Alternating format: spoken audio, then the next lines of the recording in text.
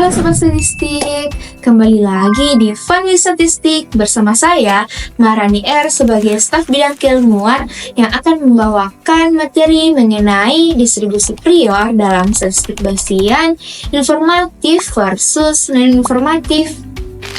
Dalam video sebelumnya, kita sudah membahas konsep dasar Bayesian, apa itu prior, likelihood, dan bagaimana mereka membentuk posterior melalui teorema Bayes.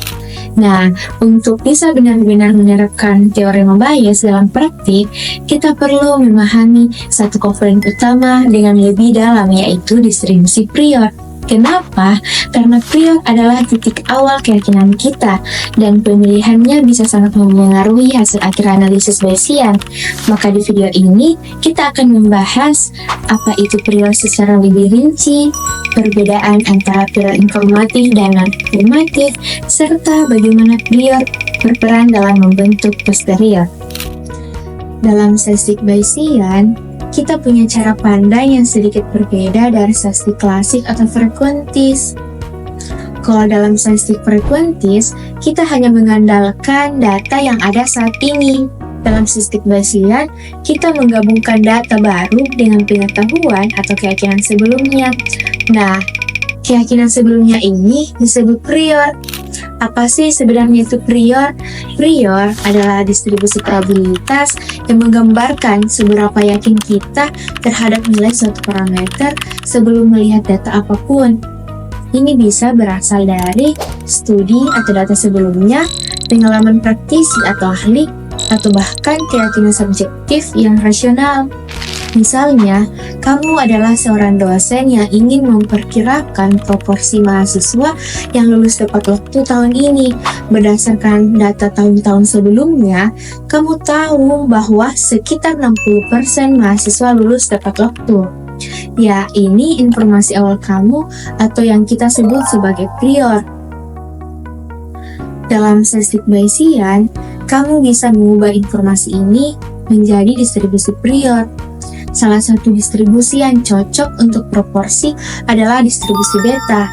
Kamu bisa menyusun prior dalam bentuk theta berdistribusi beta dengan parameter alpha sama dengan 6 dan beta sama dengan 4. Artinya, kamu seolah-olah sudah pernah melihat 6 mahasiswa lulus tepat waktu dan 4 mahasiswa tidak lulus tepat waktu. Estimasi awal atau rata-rata dari distribusi prior kita yaitu dihitung dari rumus alpha dibagi alpha tambah beta. Dalam kasus ini, alpha adalah 6 dan beta adalah 4, sehingga hasilnya adalah 6 dibagi 10 yaitu 0,6. Mengapa ini penting?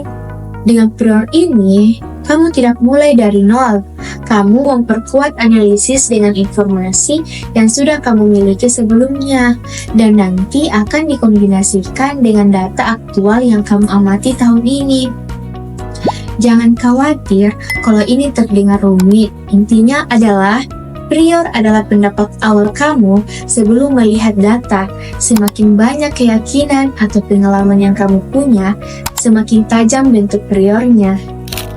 Setelah tahu apa itu prior, sekarang kita bahas dua jenis utama prior yang sering digunakan dalam statistik Bayesian, yaitu pertama, prior informatif atau informatif prior. Prior ini digunakan saat kita sudah memiliki pengetahuan awal atau informasi spesifik tentang suatu parameter.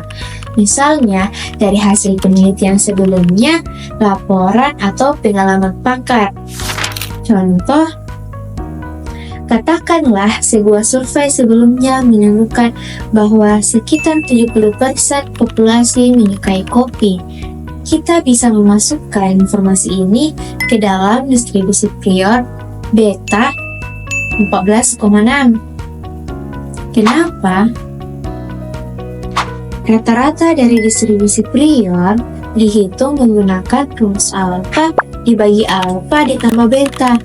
Dengan alpha sebesar 14 dan beta sebesar 6, kita peroleh 14 dibagi 14 tambah 6, yaitu 14/20, hasilnya 0,7.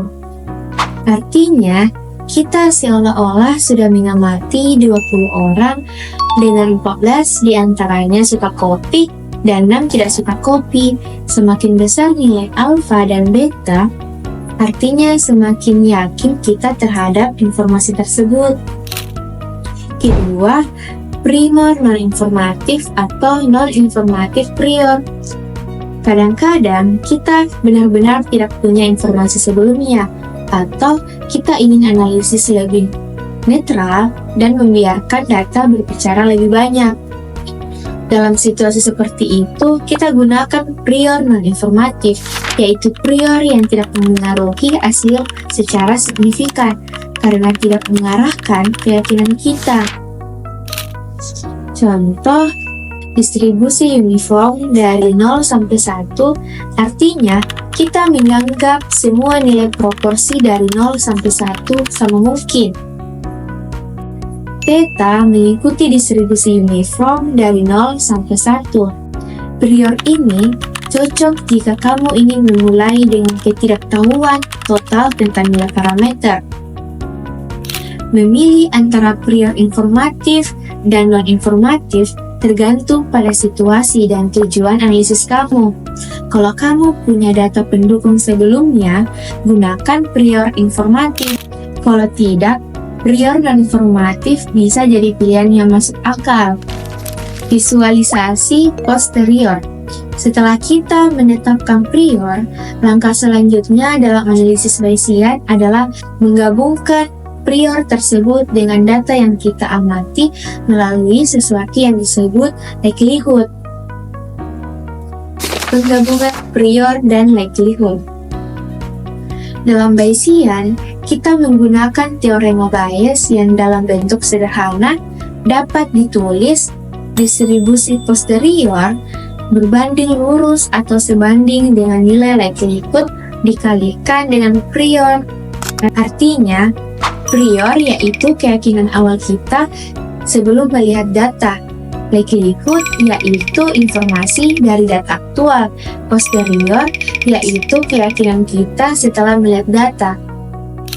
Contoh kasus, kita lanjut dari contoh sebelumnya. Kita punya prior, theta berdistribusi beta dengan parameter alpha sama dengan 6 dan beta sama dengan 4. Lalu, kita melakukan survei pada 10 mahasiswa dan menemukan bahwa 8 dari 10 lulus tepat waktu. Dalam Bayesian, kita cukup menambahkan jumlah sukses dan gagal dari data ke prior kita, sehingga posterior sama dengan distribusi beta dengan parameter 6 tambah 8 dan 4 ditambah 2, yang hasilnya adalah beta 14 dan 6. Sekarang, mari kita pelajari grafik berikut ini untuk memahami bagaimana proses Bayesian menggabungkan informasi awal dan data baru secara visual. Grafik pertama adalah prior, yaitu keyakinan awal kita sebelum melihat data. Distribusinya berbentuk seperti lonceng dan puncaknya berada di sekitar 0,6. Ini mencerminkan bahwa kita percaya berdasarkan pengalaman sebelumnya, sekitar 60% mahasiswa biasanya lulus tepat waktu. Artinya, kita sudah punya dugaan awal, meskipun belum melihat data tahun ini. Lalu, kita mendapat data nyata dari tahun ini. Dari 10 mahasiswa, ternyata 8 orang lulus tepat waktu dan hanya 2 yang tidak. Meskipun data ini tidak selalu divisualisasikan sebagai grafik seperti prior atau posterior, data ini tetap sangat penting karena menjadi dasar pembaruan keyakinan kita. Informasi ini menyiratkan bahwa proporsi kelulusan di tahun ini bisa jadi mendekati 80%, jauh lebih tinggi dari perkiraan awal kita. Sekarang kita gabungkan prior dan data menjadi posterior, yaitu keyakinan baru setelah mengamati kenyataan. Distribusi ini memiliki parameter beta 14 dan 6 yang merupakan hasil penjumlahan 6 sukses dari prior ditambah 8 dari data dan 4 gagal dari prior ditambah 2 dari data. Bentuknya menjadi lebih tajam dan lebih tinggi, menandakan bahwa kita sekarang lebih yakin terhadap nilai estimasi kita. Puncak grafik ini bergeser ke sekitar 0,7, mencerminkan bahwa keyakinan kita sudah berpindah dari 60% ke sekitar 70% setelah mempertimbangkan data. Jadi, apa yang sebenarnya terjadi dalam proses ini? Kita memulai dengan dugaan awal, yaitu proporsi kelulusan sekitar 60%. Lalu datang data baru, yaitu 8 dari 10 mahasiswa benar-benar lulus tepat waktu. Ketika data ini digabung dengan keyakinan awal kita membentuk posterior, keyakinan baru yang lebih mendekati data, tapi masih mempertimbangkan prior. Dengan kata lain, semakin banyak data yang masuk, maka distribusi posterior akan semakin mengikuti pola dari data. Sebaliknya, kalau data masih sedikit, maka prior akan tetap memegang pengaruh besar. Posterior inilah yang menjadi kombinasi seimbang antara apa yang kita yakini sebelumnya dan apa yang benar-benar terjadi di lapangan. Jadi, dalam analisis Bayesian, memilih prior bukanlah langkah sembarangan. Itu adalah bagian inti dari proses berpikir kita. Bagaimana kita menggabungkan keyakinan awal dengan bukti baru. Prior non-informatif berguna saat kita tidak punya pengetahuan sebelumnya dan ingin memberi ruang bagi data untuk bicara lebih banyak. Prior informatif sangat kuat ketika kita memiliki data historis, hasil studi sebelumnya, atau wawasan dari para ahli. Intinya, pilih prior berdasarkan konteks dan tujuan analisis. Prior yang tepat akan menghasilkan posterior yang lebih bermakna dan realistis. Terima kasih telah menonton video ini. Jika Anda memiliki pertanyaan atau ingin berdiskusi lebih lanjut, silakan tinggalkan komentar di bawah ini. Jangan lupa untuk like dan subscribe untuk mendapatkan update video terbaru tentang statistik Bayesian.